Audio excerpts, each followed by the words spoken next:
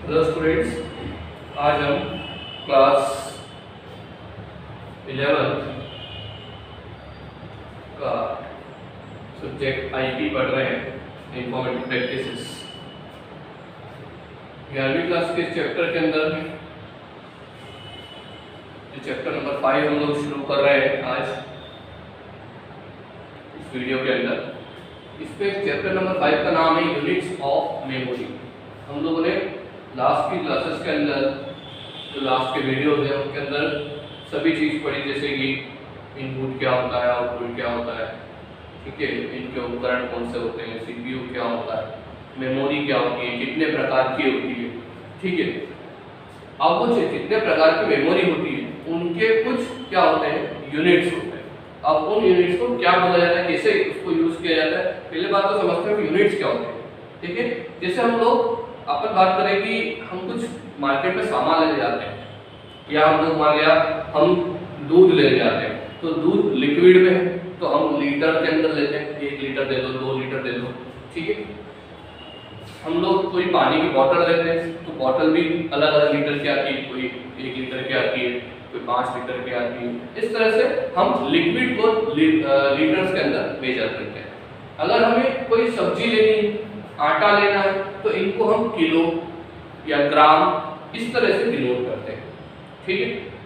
तो यहाँ पे जितनी भी चीजें आती है कि हर चीज को हम किसी न किसी इकाई से, किसी न किसी यूनिट से डिनोट करते हैं। इसी तरीके से जब मेमोरी के अंदर डेटा स्टोर होता है, डेटा सेव होता है, तो उसे भी क्या करते हैं हम लोग, किसी न किसी तरीके से उसकी यूनिट प्रोवाइड करते हैं, ठीक है। कंप्यूटर के अंदर सभी सूचनाएं इलेक्ट्रिकल अवयवों जैसे इंटीग्रेटेड सर्किट, सेमीकंडक्टर आदि जितनी चीजें होती हैं, जैसे जो हम लोगों ने बोला कि सीपीयू एक सेमीकंडक्टर होता है, छोटी सी चिप होती है, उसके अंदर डेटा जाता है। आपके पास हार्ड डिस्क के अंदर डेटा जाता है, मेमोरी कार्ड छोटी चिप है, इसके अंदर डेटा आप सेव करते हैं। तो इन सभी के अंदर डेटा क्या होता है, नियंत्रित किया जाता है, इसके अंदर रखा जाता है डेटा, ठीक है। जो सिर्फ 2 तरह की अवस्थाओं के ऊपर चलता है। जो पहली अवस्था होती है इलेक्ट्रिक सिग्नल की उपस्थिति और दूसरी होती है अनुपस्थिति, ठीक है। जब भी इलेक्ट्रॉनिक सिग्नल चलेंगे मतलब उसकी उपस्थिति अब होगी तभी वो कार्य करेंगे, अनुपस्थिति होगी तो वो कार्य नहीं करेंगे। इसी तरीके से हम उनकी यूनिट को मेजर करते हैं, ठीक है।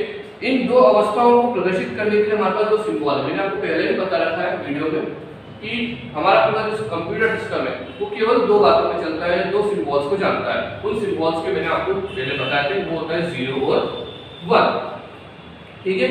तो यहाँ पे उपस्थिति और अनुपस्थिति, इलेक्ट्रॉनिक सिग्नल की उपस्थिति और अनुपस्थिति ये 0 और 1 पे रहती है। जब उपस्थित होता है तो 1 सिग्नल, अनुपस्थित होता है तो 0, ठीक। स्क्रीन बंद होती है तो 0, स्क्रीन चालू होती है तो 1, इस तरह से सिग्नल्स चलते हैं, ठीक। तो जब हम डेटा चलाते हैं, ठीक है, फॉर एग्जांपल मान लो मुझे कोई शब्द लिखना है तो उस शब्द के ऊपर कितने 0101 के सिंबल्स जाएंगे वो मेजर होता है, ठीक है। ये सिंबल्स इसलिए यूज किए जाते हैं क्योंकि कंप्यूटर जो है वो निर्जीव वस्तु, ठीक है। मशीन जो है निर्जीव चीज, उसको अपनी कोई बुद्धि नहीं है, उसकी अपना कुछ उसको समझ नहीं आता, वो जैसा निर्देश हम देते हैं उस आधार पे वो चले, ठीक है। तो यहाँ पे 0 और 1 जो हम निर्देश दे रहे हैं उन निर्देशों को मशीन केवल किस भाषा में समझती है, 0 और 1 की भाषा में, ठीक है। तो 0 और 1 क्या होते हैं, वो आपकी जो भी आपने निर्देश दिए उनको 0 1 के सिग्नल्स में कन्वर्ट करके आगे भेजे जाते हैं, ठीक है, और उनको प्रोसेस करवाया जाता है। तो 0 और 1 अपने आप में क्या होते हैं, महत्वपूर्ण स्थान रखते हैं इसके ऊपर जब हम कंप्यूटर को देखते हैं। 0 और 1 इन दोनों को मतलब कितने अंक हो गए आपके पास, कितने सिंबल हो गए, 2 सिंबल हो गए। 2 को ग्रीक भाषा में आगे बोला जाता है बाइनरी। क्या बोला जाता है, बाइनरी। तो बाइनरी लैंग्वेज के अंदर ये 2 शब्द आते हैं, बाइनरी मतलब 2 है ना, तो 2 मतलब 1 0 और 1 1, इन दोनों के ऊपर सिस्टम काम करता है, इसलिए हम बोलते हैं कि ये बाइनरी भाषा पर कार्य करता भाषा में, ठीक है। तो बाइनरी भाषा में जब काम कर रहा है तो 0 और 1, अब 0 और 1 में क्या क्या चीजें होती है हम देखते हैं। 0 जो होता है वो अपने आप में क्या होता है, 1 बिट होता है। क्या होता है, कितना बिट होता है, 1 बिट होता है। यहाँ पे मैं आपको लिख रहा हूँ, यहाँ पे 1 बिट होता है कौन, 0। और 1 जो होता है वो भी अपने आप में क्या होता है, 1 बिट। मतलब बिट जब 0 और 1 कितने हो गए, 2 बिट, 2 बिट मिलकर क्या बनता है, बाइनरी। ठीक है, तो इस तरह से हम इसको सिंबल को यूज करते हैं। ठीक है, तो इसलिए जो बिट होती है वो कंप्यूटर की सबसे छोटी यूनिट होती है। कौन, बिट क्या होती है, कंप्यूटर की सबसे छोटी यूनिट को क्या बोला जाता है, बिट बोला जाता है। ठीक है, सबसे छोटी यूनिट मतलब बिट, ये अपने आप में एक बिट, ये अपने आप में एक बिट, इन दोनों बिट से मिलके ही आगे क्या होगा, आपके और यूनिट्स बनते जाएंगे। ठीक है, तो यहाँ पे बिट जो है वो सबसे छोटी यूनिट होती है। ठीक है, अब छोटी सी बात कर रहे हैं हम लोग आगे चलने के लिए। जब ये जो बिट है आपस में मिलती है, मान लिया मैंने एक अक्षर लिखा ए, पहले भी एग्जांपल दे रखा है। ठीक है, ए अगर मैं कीबोर्ड से टाइप कर रहा हूं तो इस जैसे वो कीबोर्ड से टाइप करूंगा तो ए जो है वो अंदर जाएगा, नहीं ऐसा नहीं है। ए की जगह पे क्या जाएंगे, सिग्नल्स जाएंगे, तो वो सिग्नल्स किस पे कन्वर्ट होंगे, 0 और 1 की पद्धति जो है आपकी बाइनरी लैंग्वेज की, उसमें कन्वर्ट होंगे और सिस्टम पे पहुंचेंगे। तो जो 0 और 1 की पद्धति में कन्वर्ट होंगे वो क्या बनेंगे वो मुझे भी नहीं पता है। ठीक है, लेकिन जो सिस्टम जो होता है वो उसको 0101 में चेंज करता है। और जब एक शब्द लिखते हैं, एक शब्द जब लिखते हैं तो उस जगह पे 8 बिट जाते हैं। अब वो 0101 के कुछ भी बिट हो सकते हैं, 1 2 3 4 5 6 7 और 8। ठीक है, मान लिया इस ए के लिए 1001010 ये कोई सिंबल मशीन के अंदर गया, मतलब 1 और 0 के अलावा और कोई सिंबल नहीं जाएंगे, ये बात आपको क्लियर रखनी है। ठीक है, तो जब मैंने ए प्रेस किया तो हमारे पास कितने गए, 8 बिट गए, 1 बिट, 2 बिट, 3 बिट, 4 बिट, 5 6 7 और 8, इस तरह से कितने बिट गए, 8 बिट गए। ठीक है, फॉर एग्जांपल मैं यहाँ पे इसको इसके साथ में लिख देता हूँ। ठीक है, कि एक अक्षर बनाने के लिए मुझे 8 बिट की जरूरत पड़ी और वो 8 बिट क्या है, ये लिखे हुए मैंने लिखी है यहाँ पे 1 2 3 4 5 6 7। अब मान लिया मैं यहाँ पे लिखना चाहता हूँ ASHA, आशा। अब आशा में क्या हो रहा है, अब इसके जो है एस जो है इसके भी अपने आप में क्या होंगे, कितने बिट होंगे, 8 बिट होंगे, ये 8 थे। ठीक है, ऐसे 8 बिट किसके होंगे, इसके, ये भी कुछ भी हो सकते हैं 0101 के, 1 2 3 4 5 6 7 8, ये भी हो गए, ये भी कितने हो गए, 8 बिट। ठीक है, अब क्या है एच के भी इसी क्या होंगे, कुछ बिट्स होंगे। ठीक है, जैसे मैंने यहाँ लिख दिया 1 0 1 0 1 0 0 1, 1 2 3 4 5 6 7 8, ये भी 8 बिट हो गए। ठीक है, फिर अगर हम इसको बात करें ये क्या है, आखिरी बचा ए, अब इसका बिट हो सकता है इसके जैसे ही सेम जो आगे वाला ए था। ठीक है, ठीक, इसके भी अपने आप में कितने बिट हो गए, 8। तो अब जब मैं आशा शब्द एक साथ लिख रहा हूं तो मेरे पास कितने बिट जा रहे हैं, 8 8 16 24 और 32। क्लियर है, यहाँ पे केवल और केवल 4 अक्षर लिखने के लिए मुझे 32 बिट का उपयोग करना पड़ा और 32 बिट क्या है, 0101 के सिंबल से ही जुड़ के रहे। क्लियर, थोड़ा सा अब इसको ध्यान में रखते हैं कि बिट क्या होती है, बिट के आधार पर हम लोगों ने चलाया। अगर मैं यहाँ पे इसी एग्जांपल को थोड़ा सा बढ़ा देता हूँ, क्या लिखता हूँ, आशा व्यास। अब मुझे बताएं कितने बिट जाएंगे, सीधी सी बात है, मैंने आशा का निकाल के बता दिया था, कितने बिट थे आशा के अंदर, 8 8 8 8, कितने होंगे, 32 बिट। तो इसके भी कितने होंगे, 32। ठीक है, 32 इसके 32 इसके, तो अब यहाँ पे टोटल कितना हुआ, सीधी सी बात है, आप सबका आंसर आएगा 64 बिट, 64 बिट क्या होंगे आपके पास होंगे। बट ये गलत है, क्यों गलत है, क्योंकि हमारे पास एक क्या है, बीच में खाली स्थान स्पेस है, ये स्पेस के लिए भी आप एक बटन दबाओगे, उसके लिए भी बटन दबाओगे तो कितने बिट जाएंगे, 8 बिट उसके भी जाएंगे। तो 64 में 8 बिट को जोड़ेंगे कितना बनेगा, 72 बिट आपके पास में जाएंगे केवल एक आशा व्यास लिखने के लिए। ठीक, इस तरीके से हम लोगों को क्या करना पड़ता पड़ते हैं, बीट्स को जमाने पड़ते हैं, और ये हम नहीं करते, सिस्टम को अपनी तरफ से करता है, अपनी तरफ से एफर्ट डालता है। ठीक है, अब देखते हैं होता है क्या। अब हम सारी यूनिट्स लिखते हैं यहाँ कि कौन कौन सी यूनिट्स होती हैं। बुक के अंदर आप लोगों को सबकी डेफिनेशन भी दिए, बट मैं उस डेफिनेशन को आपको बताऊंगा, इसे साथ में उसकी कुछ जो चीजें हैं वो बता देता हूँ। देखिए, सबसे पहले मैंने अभी आपको बताया एक कैरेक्टर, एक अक्षर, ठीक है, मैं यहाँ पे हिंदी में भी लिख रहा हूँ, एक अक्षर बराबर कितने होते हैं, 8 बीट।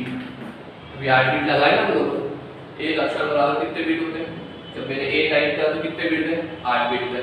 तो एक अक्षर या एक कैरेक्टर बराबर कितना होता है, कैरेक्टर हिंदी में अक्षर बोलते हैं, है ना, तो एक कैरेक्टर बराबर 8 बीट होता है। ठीक है, अगर मैं 8 बीट को छोटा करूं, आधा कर दूं, ठीक है, तो मतलब कितने होंगे, 4 बीट। समझ में आई, 8 क्या है, 4, तो 4 बीट बराबर एक क्या होता है, निब्बल। क्या होता है, एक निब्बल की डेफिनेशन आपको दे रखी है वहां पर, ठीक है, वो देखना है आपको। 4 बीट बराबर एक निब्बल, यहाँ पे 4 के आधे कितने हुए, 4 बीट बराबर, सॉरी 8 के आगे कितने हुए, 4 बीट, 4 बीट बराबर कितना होता है, एक निब्बल होता है। ठीक है, देखिए हमको एक अक्षर लिखने के लिए कितने बीट चाहिए होते हैं, 8 बीट चाहिए होते हैं। अभी हाल हम लोगों ने उदाहरण देखा था, तो 8 बीट चाहिए होते हैं, मतलब हमको निब्बल कितने चाहिए, 2 निब्बल। ठीक है, 2 निब्बल बराबर हो सकता है एक कैरेक्टर बराबर एक 8 बीट। ठीक है, अब 8 बीट बराबर कितना होता है, 1 बाइट। ठीक है, तो हम इसको शॉर्ट में इस पूरे फार्मूले को इस तरह से लिख सकते हैं। ठीक है, ध्यान देना, 8 बीट बराबर 1 बाइट। क्या होता है, 8 बीट बराबर 1 बाइट। ठीक है, अब जब ए से बुक के अंदर यहाँ दे रखा है 1000 बाइट, मैं 1000 लिख रहा हूँ, एक्चुअल लिख रहा हूँ 1024 बाइट जब मिलते हैं, जब भी जुड़ते हैं, तब बनता है 1 केबी। कितना बनता है, 1 किलो बाइट। कितना बनेगा, 1 किलो बाइट। ठीक है, इसी तरीके से 1024 केबी या किलो बाइट आपके जुड़ते हैं, मैं यहाँ पे शॉर्ट पे लिख रहा हूँ, इधर पूरा पूरा नाम, तो बनेगा क्या आपका पास, 1 मेगा बाइट, मतलब एमबी। ठीक है, ठीक है, 1024 एमबी जुड़ते हैं तो क्या बनता है,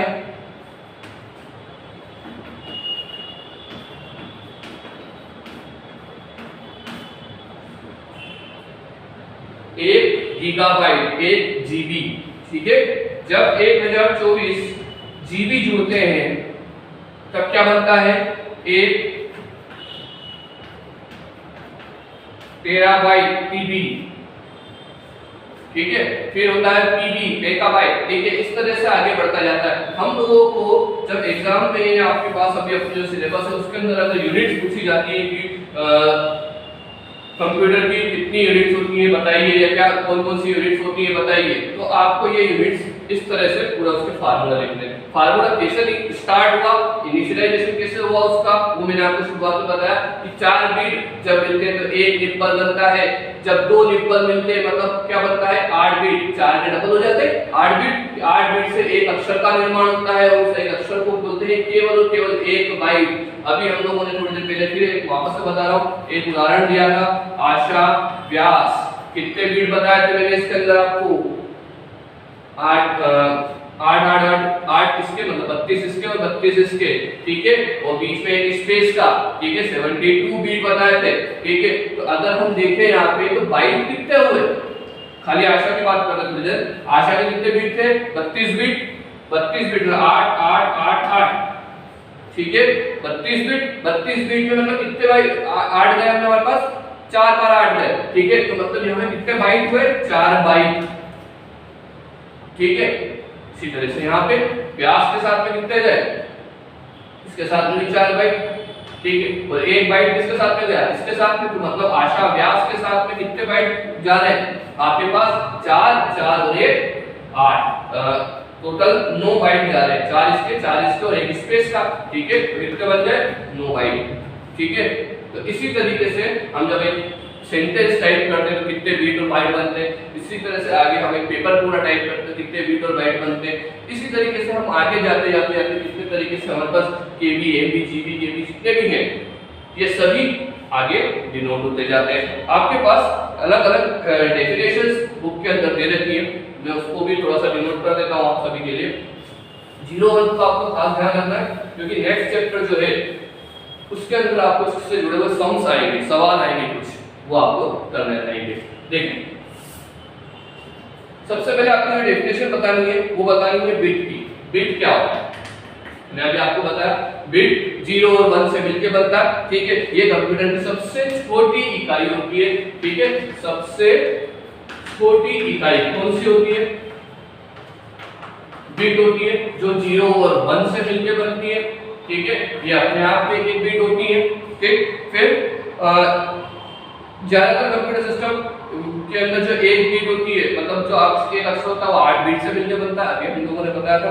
फिर आता है निब्बल बिट, इसकी भी डेफिनेशन आपको बुक के अंदर भी दे रखी है, मैं भी आपको बता देता हूं। जब 4 बिट मिलते हैं एक निब्बल बनता है,